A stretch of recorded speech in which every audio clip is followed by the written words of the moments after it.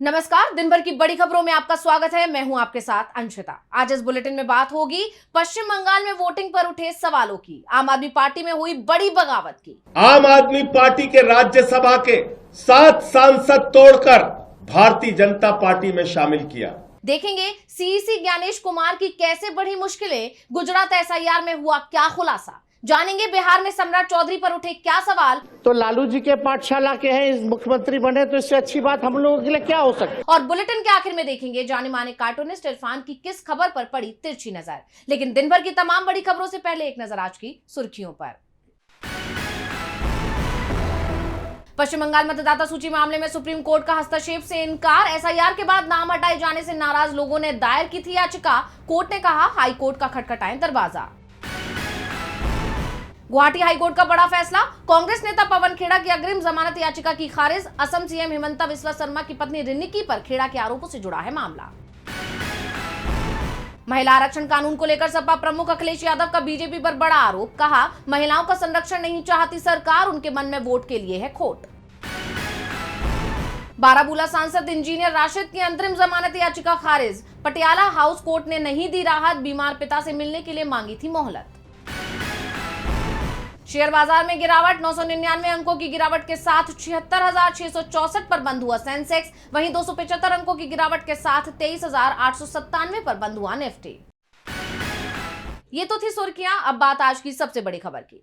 पश्चिम बंगाल विधानसभा चुनाव में भारी मतदान हुआ है। कम से कम चुनाव आयोग के आंकड़े के हिसाब से यही दावा किया जा रहा है।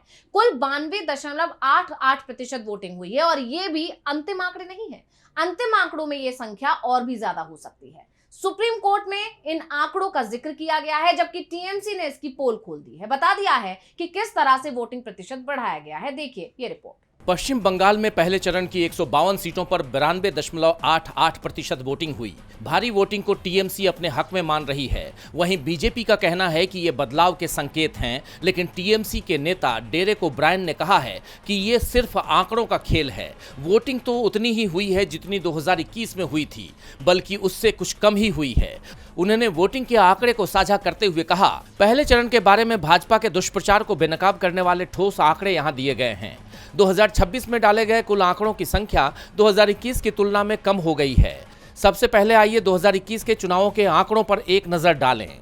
कुल मतदाता 3,67,00,000, मतदान प्रतिशत 84, कुल डाले गए वोट 3,10,00,000।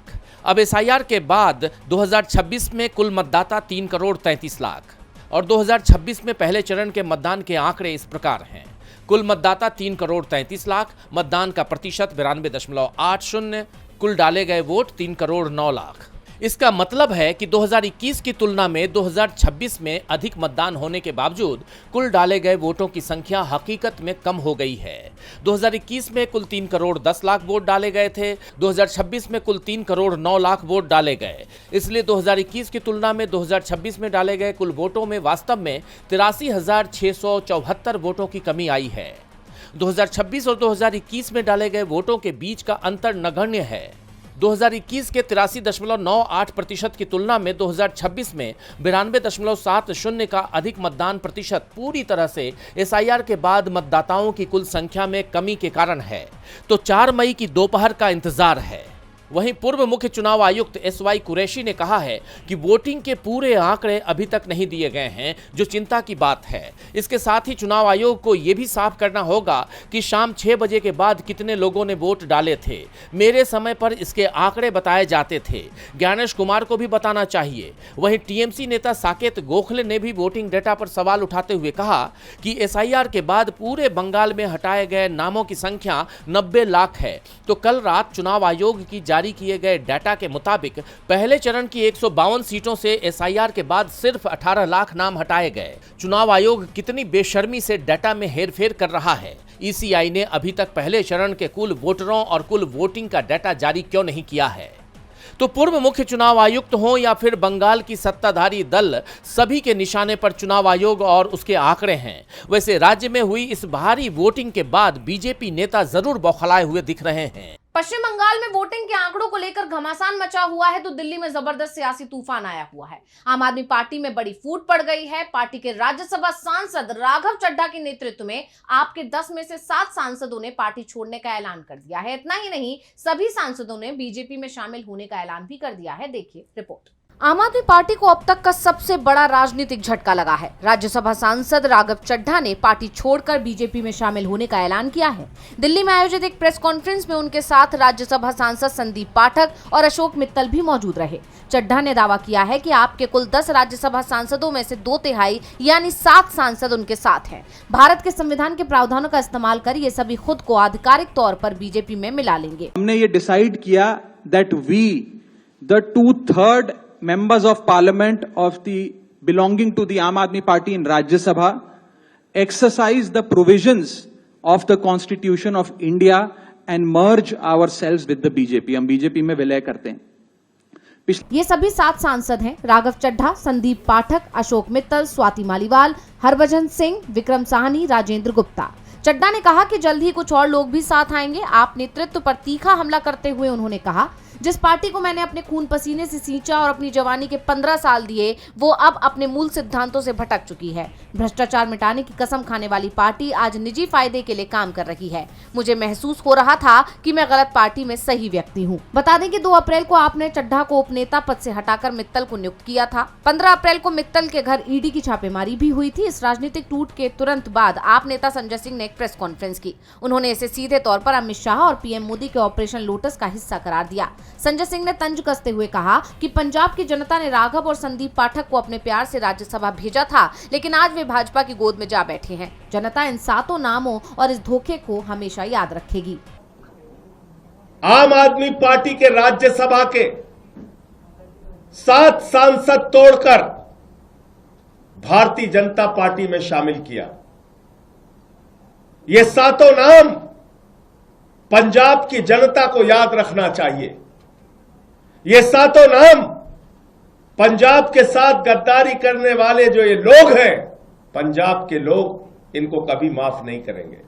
अब सबकी निगाहें आगे के सियासी घटनाक्रम पर टिकी हुई हैं और इसका आम आदमी पार्टी के साथ साथ पंजाब के आगामी चुनावों पर भी बड़ा असर देखने को मिल सकता है। दिल्ली में एक तरफ आपको करारा शॉक लगा है तो दूसरी तरफ मुख्य चुनाव आयुक्त ज्ञानेश कुमार को भी झटके लगते दिखाई दे रहे हैं। उनके खिलाफ महाभियोग का एक नोटिस खारिज हो चुका है, लेकिन अब इंडिया गठबंधन ने एक और नोटिस राज्यसभा सचिवालय को सौंपा है, जिसमें मुख्य चुनाव आयुक्त पर 9 गंभीर आरोप लगाए गए हैं और इस नोटिस पर 73 सांसदों के हस्ताक्षर भी हैं, जिससे ज्ञानेश कुमार की मुश्किलें बढ़ती नजर आ रही हैं। देखेंगे रिपोर्ट में। मुख्य चुनाव आयुक्त ज्ञानेश कुमार की मुश्किलें कम होती नजर नहीं आ रही। विपक्षी दलों ने एक बार फिर उनके खिलाफ मोर्चा खोलते हुए उन्हें पद से हटाने के लिए राज्यसभा में नया नोटिस दिया है। कांग्रेस नेता जयराम रमेश और टीएमसी की सागरिका घोष के नेतृत्व में 11 विपक्षी दलों के 73 राज्यसभा सांसदों ने इस नोटिस पर हस्ताक्षर किए हैं। दरअसल विपक्ष ने कदम तब उठाया जब हाल ही में लोकसभा अध्यक्ष और राज्यसभा सभापति ने ज्ञानेश कुमार के खिलाफ दिए गए पुराने नोटिसों को खारिज कर दिया था। उस समय विपक्ष ने उन पर पक्षपाती और भेदभावपूर्ण व्यवहार करने का आरोप लगाया था।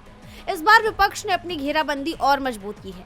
पिछले नोटिस में 7 आरोप थे, लेकिन इस बार विपक्षी दलों ने 9 गंभीर आरोप लगाए हैं। संवैधानिक प्रावधानों के अनुसार मुख्य चुनाव आयुक्त को हटाने के लिए राज्यसभा में कम से कम 50 सांसदों के हस्ताक्षर की जरूरत होती है। विपक्ष ने 73 सांसदों के हस्ताक्षर के साथ इस आंकड़े को आसानी से पार कर लिया। पिछली बार विपक्ष के पास लोकसभा में 130 और राज्यसभा में 63 सांसदों का समर्थन था। हालांकि इस बार अभी केवल राज्यसभा में नोटिस दिया गया है। लोकसभा में दोबारा नोटिस देने पर फिलहाल सस्पेंस बरकरार है। कांग्रेस के राज्यसभा सांसद जयराम रमेश ने जानकारी दी कि राज्यसभा के 73 विपक्षी सांसदों ने अभी महासचिव को एक नया प्रस्ताव यानी नोटिस ऑफ मोशन सौंपा है। इसमें भारत के राष्ट्रपति से भारत के मुख्य चुनाव आयुक्त ज्ञानेश कुमार को हटाने की प्रार्थना की गई है। ये मांग सिद्ध दुर्व्यवहार के आधार पर की गई है, जो उनके द्वारा 15 मार्च 2026 या उसके बाद किए गए कार्यों और चूकों से जुड़ा हुआ है। यह नोटिस भारतीय संविधान के अनुच्छेद 324(5), 124(4), चुनाव आयुक्त अधिनियम 2023 की धारा 11(2) और न्यायाधीश जांच अधिनियम 1968 के प्रावधानों के तहत दिया गया है। विपक्ष का आरोप है कि चुनाव आयोग की कार्यप्रणाली निष्पक्ष नहीं है। इंडिया गठबंधन के नेताओं का मानना है कि संवैधानिक संस्थाओं की गरिमा बचाने के लिए कदम उठाना अनिवार्य हो गया है। अब सबकी निगाहें राज्यसभा के सभापति पर टिकी हैं कि क्या वो इस नए नोटिस को स्वीकार करते हैं या ये भी पिछली बार की तरह खारिज हो जाएगा। बहरहाल विपक्ष के इस आक्रामक रुख ने मुख्य चुनाव आयुक्त की टेंशन जरूर बढ़ा दी है। विपक्ष के हमलों ने ज्ञानेश कुमार को पहले से ही कटघरे में खड़ा कर दिया है। तो इधर गुजरात चुनाव से पहले बड़ा खुलासा हुआ है, जिससे चुनाव आयोग की कार्यशैली पर सवाल उठने लगे हैं। एक फोटो वायरल हो रहा है जिसमें एक ही वोटर के 5-5 वोटर आईडी कार्ड की तस्वीर सामने आई है। इसके अलावा भी कुछ ऐसी जानकारियां हैं जिन्हें देखकर बवाल मचा है। देखिए रिपोर्ट। चुनाव आयोग की कार्यशैली एक बार फिर सवालों के घेरे में है। गुजरात कांग्रेस अध्यक्ष अमित चावड़ा ने सोशल मीडिया पर सूरत की वोटर लिस्ट का एक पन्ना साझा करते हुए बीजेपी और चुनाव आयोग को आड़े हाथों लिया है। इस लिस्ट में एक ही व्यक्ति के नाम, पते और फोटो के साथ 5 अलग अलग वोटर आईडी नंबर दर्ज पाए गए हैं, जिसे चावड़ा ने वोट चोरी का मोदी मॉडल करार दिया है। चावड़ा ने एक फोटो साझा करते हुए पोस्ट किया, गुजरात में वोट चोरी का मोदी मॉडल। एसआईआर से पहले भी चोरी करते थे और आज भी जारी है। एसआईआर से पहले भी सबूतों के साथ बताया गया था कि सिर्फ नवसारी सीट पर ही 30,000 के करीब डुप्लीकेट वोटर्स हैं और अगर पूरे गुजरात की जांच की जाए तो यह आंकड़ा 62 से 70 लाख तक पहुंच सकता है। लेकिन एसआईआर के बाद भी हालात जस के तस हैं। सूरत में एक ही व्यक्ति, एक ही फोटो और एक ही नाम के साथ 5 अलग अलग वोटर आईडी कार्ड नंबर। आखिर चुनाव आयोग किसके इशारे पर और किसके लाभ के लिए ये काम कर रहा है? आइए एक बार समझ लेते हैं कि ये मामला क्या है। दरअसल सूरत के भतार वेसु डुमस यानी वार्ड नंबर 22 विधानसभा क्षेत्र की मतदाता सूची में भारी गड़बड़ी की खबर सामने आई है। मगदल्ला इलाके की लिस्ट में अशोक मंगलराम चौधरी नाम के एक ही व्यक्ति की प्रविष्टि 5 बार है। ताज्जुब की बात यह है कि पांचों प्रविष्टियों में फोटो, उम्र और घर का पता समान है, लेकिन हर बार इपिक नंबर अलग दिया गया है। पार्टी का आरोप है कि ये कोई तकनीकी चूक नहीं बल्कि एक सुनियोजित चुनावी धांधली है। विपक्ष का सीधा आरोप है कि सत्ताधारी पार्टी को फायदा पहुंचाने के लिए सिस्टम में जानबूझकर ऐसी खामियां छोड़ी जा रही हैं। सवाल ये उठता है कि डिजिटल इंडिया के दौर में जहां आधार कार्ड से लेकर पैन कार्ड तक सब कुछ लिंक है, फिर वहां एक ही व्यक्ति के 5 वोटर कार्ड सॉफ्टवेयर की पकड़ में क्यों नहीं आए? फिलहाल सोशल मीडिया पर यह तस्वीर वायरल हो रही है। विपक्ष के साथ साथ लोग पूछ रहे हैं कि क्या इन डुप्लीकेट वोटों के सहारे ही चुनाव के नतीजे प्रभावित करने की मंशा है? चुनाव आयोग की चुप्पी इस शक को और गहरा कर रही है। गुजरात एसआईआर में धांधली को लेकर सियासी पारा हाई है, तो वहीं बिहार में भी सियासत गरमाई हुई है। दरअसल बिहार विधानसभा में विश्वास मत के दौरान सत्ता पक्ष और विपक्ष के बीच जबरदस्त सियासी संग्राम देखने को मिला।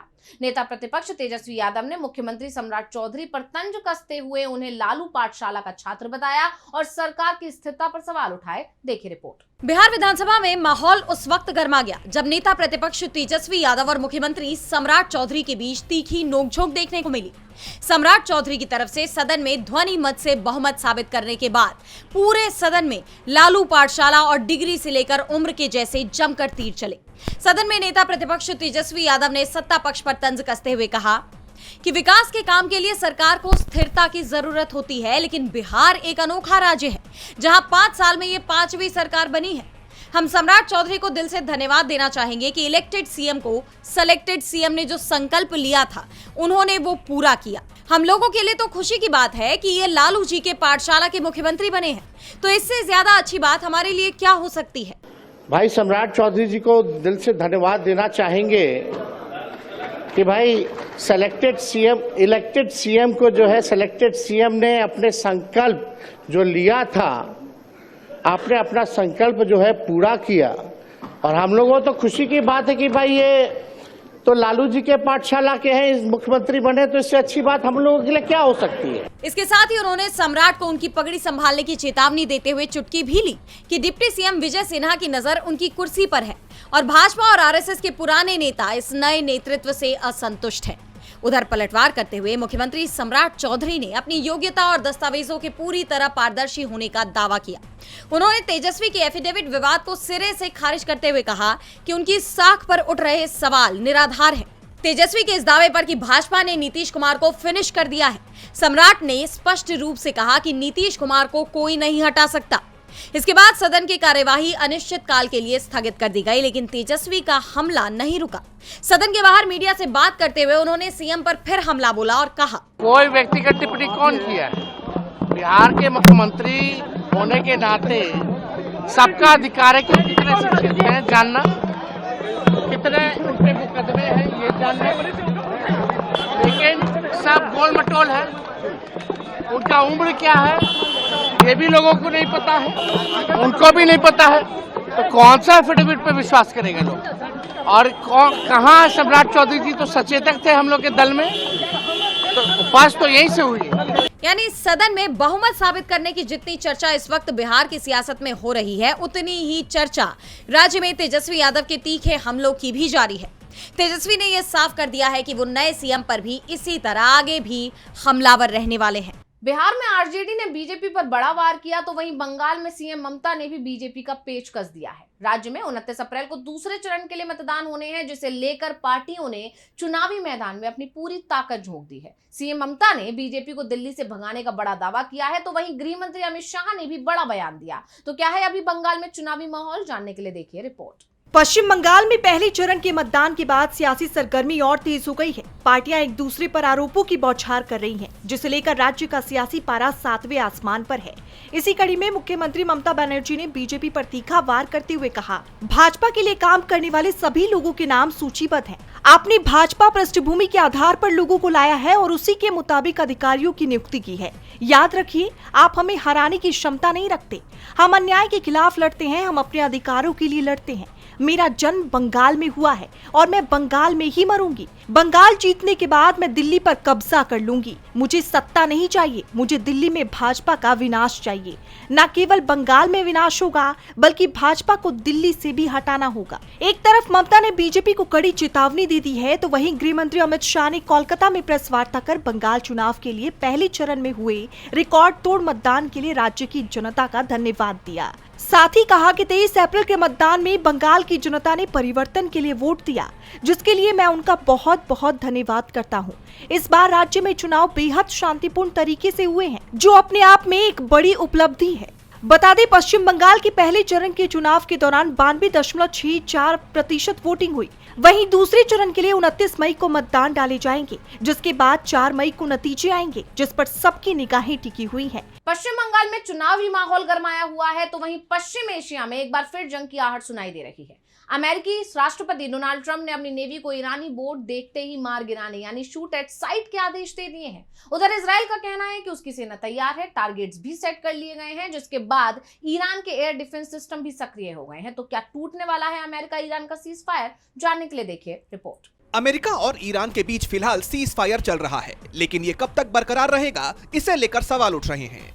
क्योंकि अमेरिकी राष्ट्रपति डोनाल्ड ट्रंप ने अपनी नेवी को हमले के आदेश दे दिए हैं। उन्होंने ट्रुथ सोशल पर बताया, मैंने अमेरिका की नेवी को आदेश दिया है कि वो किसी भी नाव को, चाहे वो कितनी भी छोटी क्यों ना हो, गोली चलाकर तबाह कर दे। जो हॉर्मुज स्ट्रेट के पानी में बारूदी सुरंगें बिछा रही हैं, इसमें कोई हिचकिचाहट नहीं होनी चाहिए। इसके साथ ही अमेरिका क्षेत्र में अपनी सैन्य मौजूदगी भी बढ़ा रहा है। अब उसका एक और warship USS George H.W. Bush पश्चिम एशिया में तैनात हो गया है। इस कैरियर स्ट्राइक ग्रुप में 6000 से ज्यादा नौसैनिक शामिल हैं।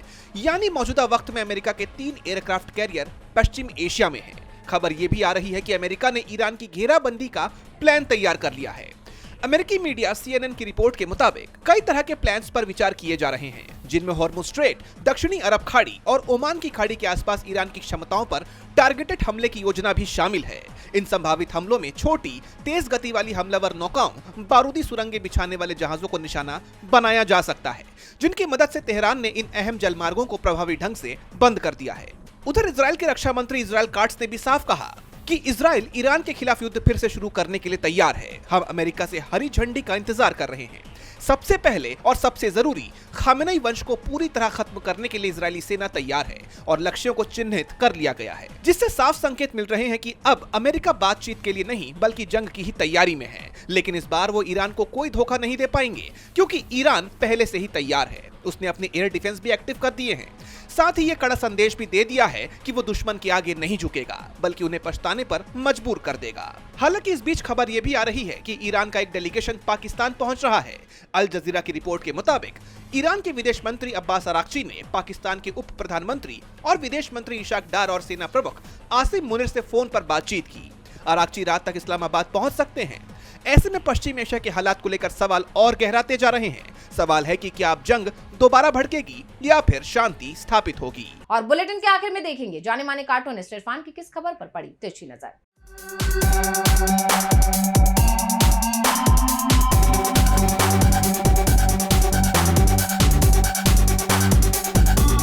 असम के मुख्यमंत्री हेमंत बिस्वा ने ज्ञानेश कुमार की बहुत तारीफ की है और उन्होंने कहा है कि ज्ञानेश कुमार को भारत रत्न देना चाहिए। तो भाई भारत रत्न किस लिए देना चाहिए? उनका राष्ट्र निर्माण में ऐसा क्या योगदान है सिवाय इसके कि उन्होंने साहिब की मर्जी की राज्यों में उनकी सरकारें बनवा दी।